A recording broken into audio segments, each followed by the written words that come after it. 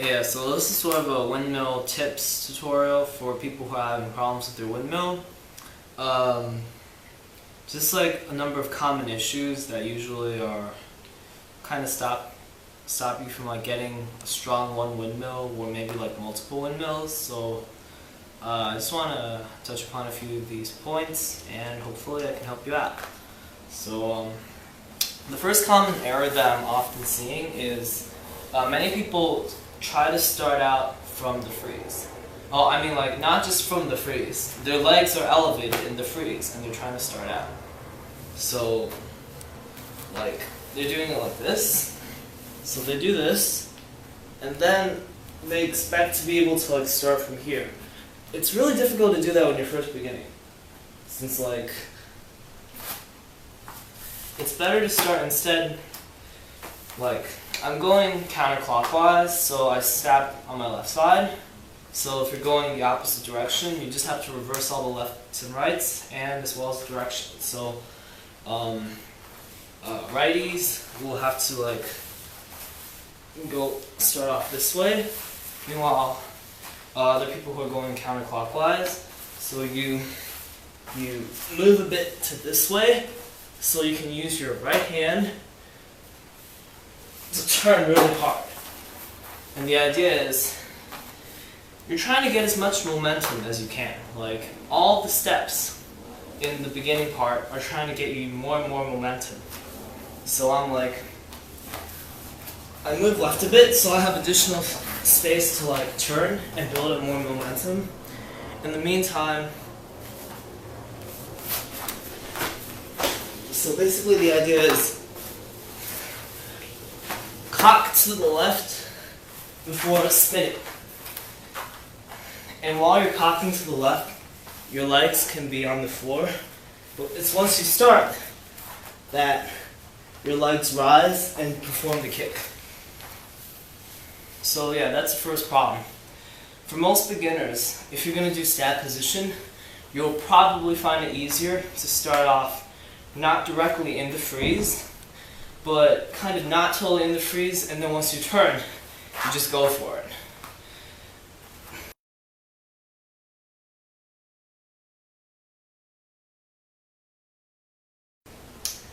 Now the second point is most people bang their hips. Like people who go clockwise will bang their right hip, and people who go counterclockwise will bang their left. So as well as like shoulders too. Here's the reason why. You bang your shoulders because you don't collapse correctly, and you bang your hips because you don't swing the corresponding leg correctly. Allow me to demonstrate why. First of all, the shoulder. You will get nasty bruises depending on how much you like try to push past the bruises and try to keep doing it. You will get bruises.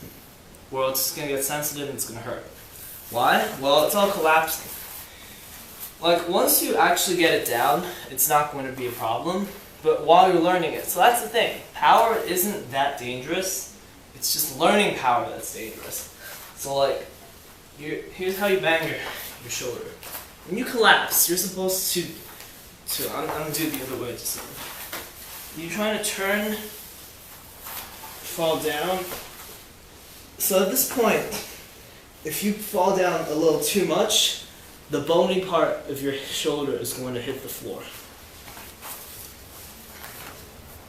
You don't want to hit the bony part over here. It hurts. Instead, you want to land over here, this part, where you have your deltoid muscle. Really, like, it just comes with a lot of practice. But one way is to like try to practice the collapse on its own. Just like rolling, like do the normal like thing for windmill except without the legs. Just like learn how to better roll. And once you get better at it, you'll find that like it hurts less and less because you're not hitting the bony part. That's the first thing. Hitting your hip. So this is like the main problem. In windmill, you have two legs, right? The first leg is your swinging leg. The other is the leg that starts first, and then eventually you use it to gain distance.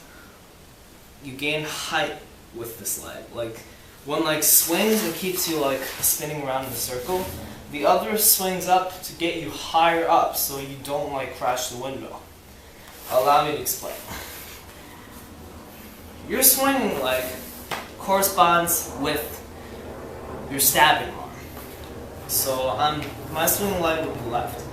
And the leg I start with, like moves first, would be my right leg, which is also my distance height gaining arm, leg. So I'm just going to demonstrate how this works. Pay close attention to what each leg is doing when I windmill.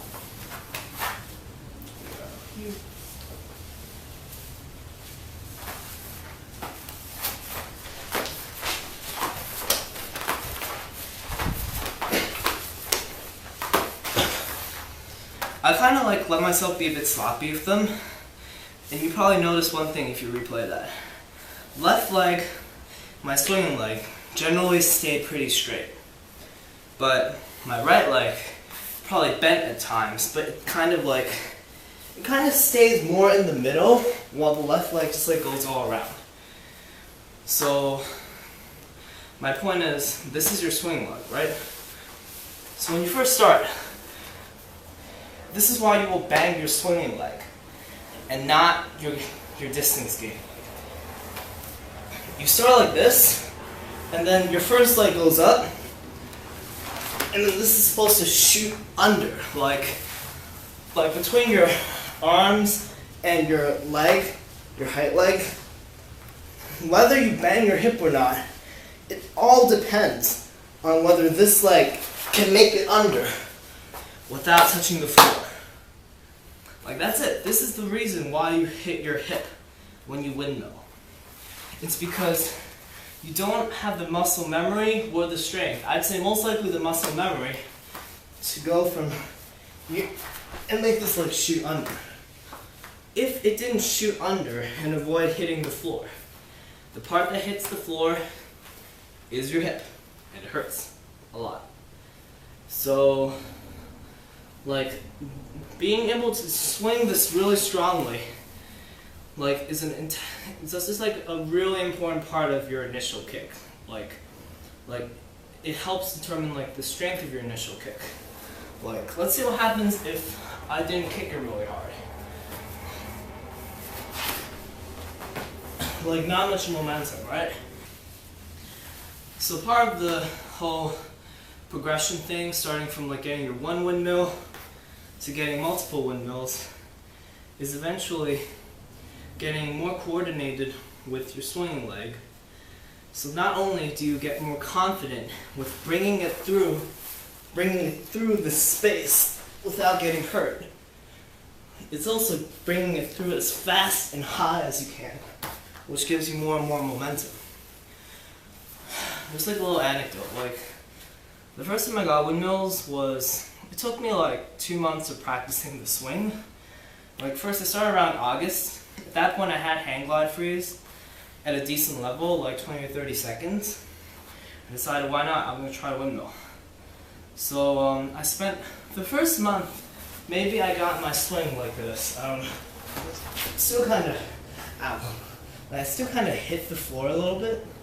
And then during September, like, I started at the beginning of August, so 1 month later in September, school starts, and I'm like in school I'm often like trying to get the windmill. So I try, and eventually it gets kind of faster, still missing the collapse, until one day I tried it and I managed to get all the way over.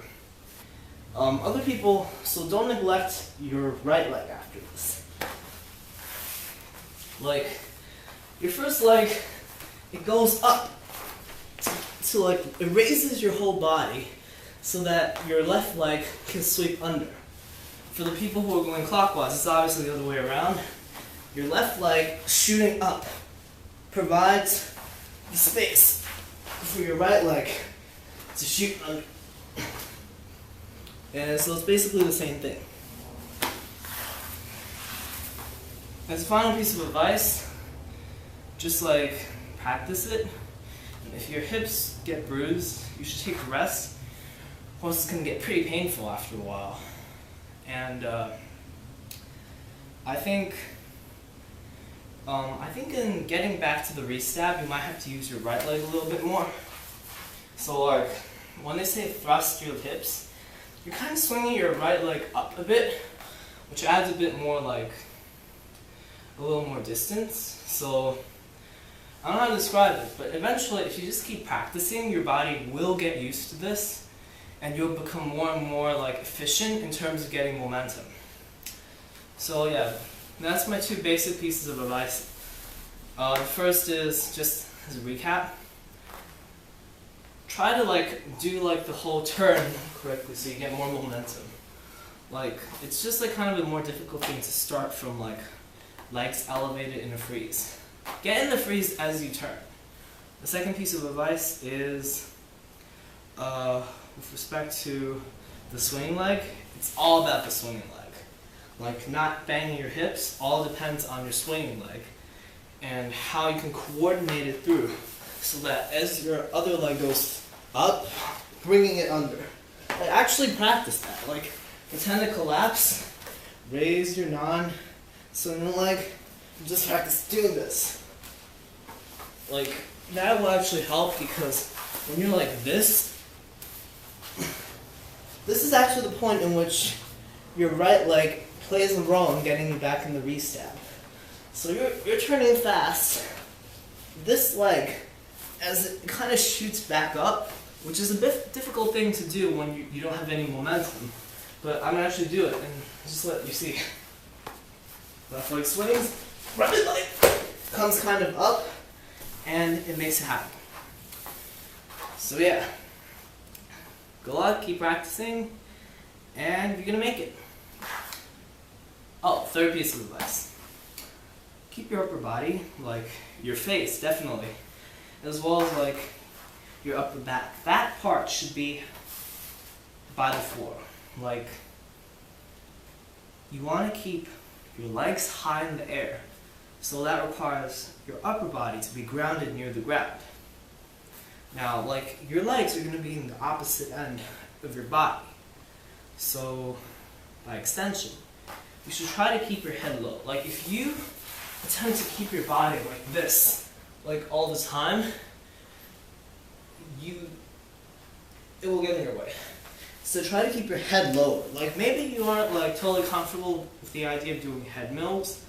That's okay. You don't have to ground your head on the floor. Like, instead, you can just kind of keep it like here. And that is better than doing this.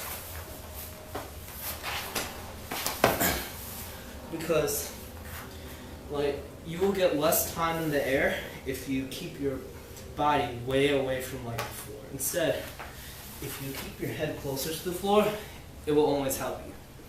That's also the idea behind like no-handed windmills. Like, I'm gonna do like a few. I think I did a few head mills before. The idea is like, if you keep your head close to the floor, it will help you. It might even give you a heads up when you later start to do head mills. Because instead of being like stabbing non-head on the floor, you'll be stabbing with your head on the floor.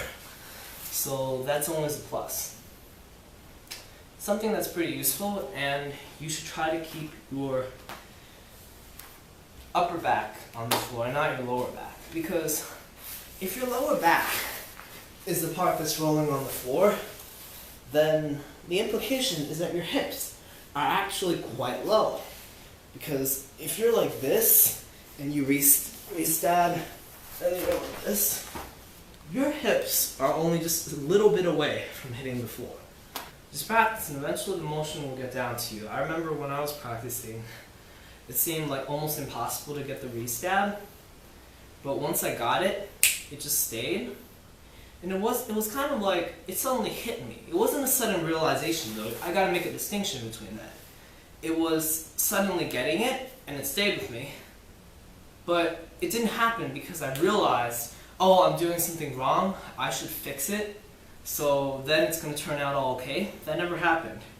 That day at school, I just tried doing my normal thing, but it just worked. So this didn't happen because I realized anything special, it happened because I did it. And that's the thing, just do it. Just do it, guys, just do it.